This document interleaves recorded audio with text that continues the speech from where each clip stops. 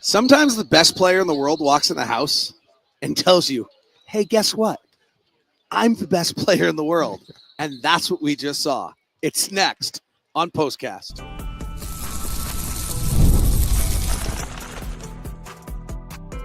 You are Locked On Jazz, your daily podcast on the Utah Jazz. Part of the Locked On Podcast Network, your team every day.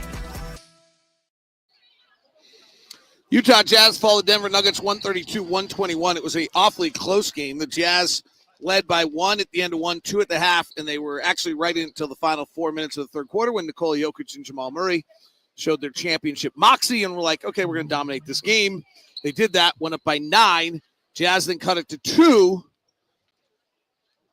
When Jokic was on the bench, Jokic came back in the game, and within 3 plays, the game was over. I mean, it was awesome. Every now and then. His first bucket was a 3, wasn't it?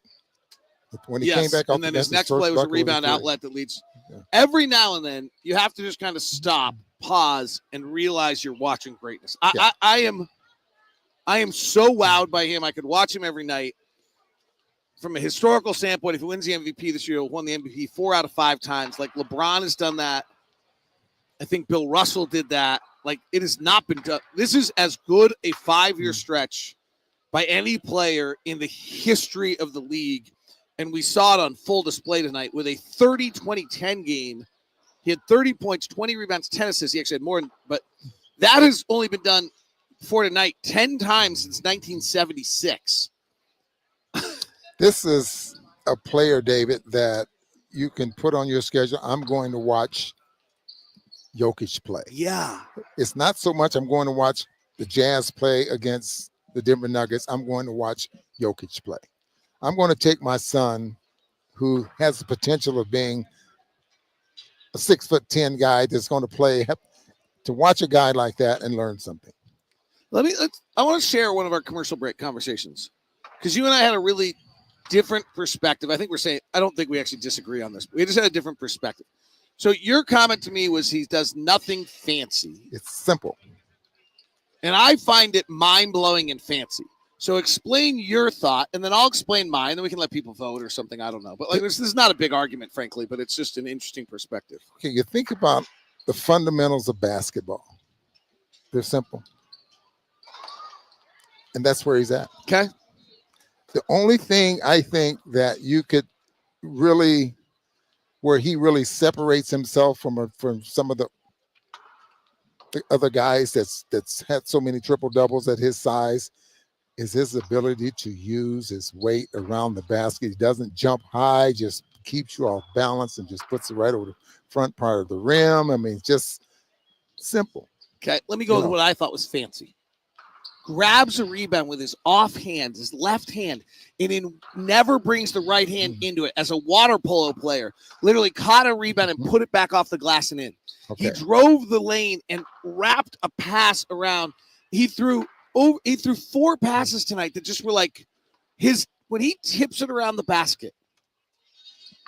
I don't know if the first tip's going in, but I know the second one is, or the third one. Which is basic. Right. A lot of players do that. But no one does it like he does it. No one taps it around with that touch and that. And then this is a weird one, and I don't know if I'm actually right on this. I feel like the ball is on his fingers less time than anyone else. Right? I feel like most people tip and they got to kind of control it a little bit to be able to flip it back up again. Like, he just touches it with the smallest, quickest little tap. And then if it's off, he's going to get it again with another small, slightest, littlest. I find him. I truly find him to be a Picasso. I find him to be a Monet. I find him to be just a magical artist to watch. He's special. He's definitely special. Not so sure that the second effort, the little touch tip ins, second effort type things around the basket is fancy. It's like, I mean, I can think of Carmelo has the pogo stick second jump. Yeah. This is like the second tap. Yeah. He's 7 foot, Right. He doesn't have to jump. It's like some other guys. Yeah, I guess I find him, without being flashy, I find him mind-blowing. How's that? I like that. Like, I see stuff out of him I just don't see out of anyone else. It's just totally agree with that. And Will Hardy made a really interesting comment about him last year in one of the most interesting press conferences of the year. Last year, when Will talked about it's a hand sport. We all talk about how far someone can jump and how long they are and how high they can jump and how fast they can run. He's like, this is a hand sport, not a foot sport. Soccer's a foot sport. This is a hand sport. And this guy has the greatest hands of any player maybe to ever play the game. Wow. And he's a smart player. Very smart. Plays his position as well, obviously he plays it better than anyone in the league. Really, because he gets it done. Right. Tonight, by the way, if you didn't catch it, 36 points, 23 rebounds, 10 assists. And then here's the crazy thing. He's plus 20. They won by 11. He played 38 minutes tonight. In the 10 minutes he's off the floor, they were -9. And it was, it was incredible that the minute he leaves the floor, and we didn't play particularly well in those stretches. We gave him a lot of things in that stretch that I don't think we probably should have. So, it's just incredible to me. You see that. All right, we'll talk about the Jazz here in just a second. We have not forgotten about that. And incidentally, he's a 41. Pick number 41 in the second round. Yeah. You don't see that often. No, you really do not see that very often at all. Today's show is brought to you in part by our friends over at Rocket Money. Rocket Money bringing you a chance. Go to rocketmoney.com/lockedon. How many subscriptions do you really know that you have? Did Rocket Money help you find any subscriptions you forgot about that you were paying for twice, or maybe forgot you were still paying for in the old reoccurring payment? That's what Rocket Money does for you. I signed up for Rocket Money a few years ago. It's pretty eye-opening to see all the various things you're subscribing to. Rocket Money makes it easier for you to track them all down. It's like having a personal assistant for your finances. Rocket Money is a personal finance app that helps you find and cancel all your unwanted subscription, monitor your spending, help lower your bills so you can grow your savings. It's everything together in one place, whether it's subscriptions, your spending habits, or even the goals you want to hit through. Rocket Money has over 5 million users and has saved a total of $500 million in canceled subscriptions. So cancel unwanted subscriptions, reach your financial goals, get your own personal assistant. It's Rocket Money. Go to rocketmoney.com/lockedon today. That's rocketmoney.com/lockedon. rocketmoney.com/lockedon. Jazz players tonight. 3 turnovers in the first half. Fabulous. 6 live ball turnovers in the fourth quarter. Not so fabulous. End up with 21 turnovers. No way.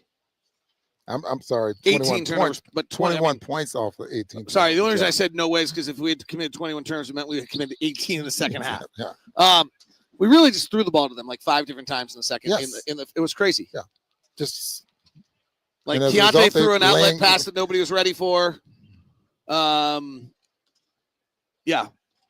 Colin threw a pass to Christian Brown. Jordan threw a pass. Lowry threw a pass to someone. Cody Williams had one as well. I bet you if you look at our turnovers tonight, it's equally distributed. Did anybody know? Jordan Clarkson had 4. Jordan Clarkson had the most bizarre night. I need to go back and watch Jordan Clarkson's night. Yeah. The pendulum swings on Jordan Clarkson possessions tonight was as extreme as I've seen maybe on any night all season long. Yeah, his level of play, his he was more offensive minded tonight than yeah, there wasn't a lot. Yeah. Very aggressive. Ended up with 13 straight points at one point. Cody Williams hits 2 threes. Isaiah Collier hits a corner 3. Much needed. I thought Michael Malone had a really interesting point. I asked Michael Malone in the pregame tonight about when does a scouting report get out on a player? And he didn't answer as I anticipated. He answered something totally different. He basically said, yeah, you're going to get a scouting report, but if your scouting report's the same in 3 months than what it was beforehand, you're in trouble. Yes. Yeah. And if it's the same in the second year that it was in the first year, you're in trouble. It means you're not working hard enough to get better. And I thought that was a really interesting insight for us as we watch the progress of our young players, that the scouting report on Isaiah Collier better not be the same in March as it is right now. Yeah, totally agree with that. If it is, then he needs a lot of time in the G League. Just put it right. Yes. You can see where the G League helped both those kids already, though. Yeah. Like I agree with that. Cody's drive to the basket was much more aggressive than we've seen. He got fouled, took 2 free throws. He took 2 threes. I don't think he would take it. Isaiah Collier seems to be more aggressive defensively, willingly to get up on Jamal Murray tonight. I think we're seeing a little bit of that I think Kyle actually could be helped by going down to the G League and being told he's not allowed to spin. No, I'm serious. Like, find other moves. But it's hard to go try something. Like, his move is a spin move. That's his move. It was his move throughout college. He can't do it here. So it's really hard to go try something new on an NBA floor against, like, right? I think of those three guys, I would say that he is definitely behind as far as this league is concerned about playing in this league. 132-121, the final night. The other note tonight, I would say, and this is largely due to the turnovers, but the final number on fast break points tonight, 34 by Denver. I mean, they just got out and laid it up. And Christian Brown had 9 fast break layups, I think. I mean, 9 fast break layups, and he had 9 field goals.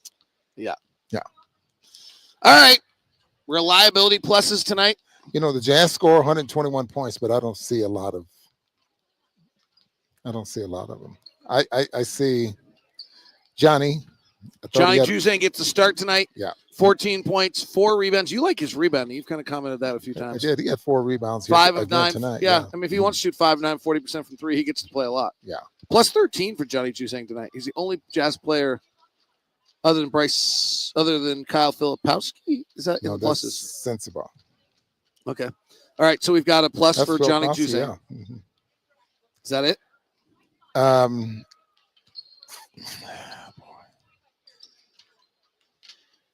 That's it, David. I can't. Isaiah Collier did not turn it over in 17 minutes. Had Would 8 that points, be one of 4 his better rebounds, ball and games? 5 assists. Even though he doesn't look to shoot a lot, which is good, but he made 3 or 4, 5 rebounds. 5 assists, 4 rebounds. So give him one? We can give him one. Yeah. Okay. But I don't see a lot. All right. Johnny Juzang and Isaiah Collier get reliability pluses tonight. Jazz fall 132-121. Nikola Jokic, the 11th player since 1976 to go for 30 points, 20 rebounds, and 10 assists. Russell Westbrook also had a triple-double tonight. Jamal Murray also had 10 assists tonight. I believe Oklahoma City did that last year with Shea, Josh Giddey, and J-Dub all getting 10 assists in a game. So that actually has happened last year. Hey, Lacey, can you send us an update on who is the leaders in reliability pluses? Who won the 2024 reliability plus title? Good point. And find out who that is, and then we'll keep going, but it'll be interesting to see that. And interesting to see maybe also, I believe that was game 30, right? Oh no, 32. So that's kind of an interesting moment. You know, if you play 80, so then we probably look at another 30, another 20, and kind of see who wins in those stretches. So, all right, that is it for us. We've got a plane to catch because we're actually flying to New York City tonight. I have one thought, by the way. Happy New Year. One other thought. Then Happy New Year. Since it's impossible to get into New York City on New Year's Eve for any road team ever, maybe the league shouldn't schedule Great point. New York Knicks at home every freaking New Year's. That's a good point. The Minnesota Timberwolves had to do this last year. Yeah. Maybe they shouldn't schedule maybe the Knicks should go on the road so we don't have to try to navigate New York City and Times Square on New Year's Eve and take a red eye tonight. You haven't told them anything, David. You're making that point because of us doing it right now. Because we're going to fly a red eye. I love Ron, 5 o'clock in the morning. I don't want to be doing this next to Ron tonight on the plane. Getting him off of me.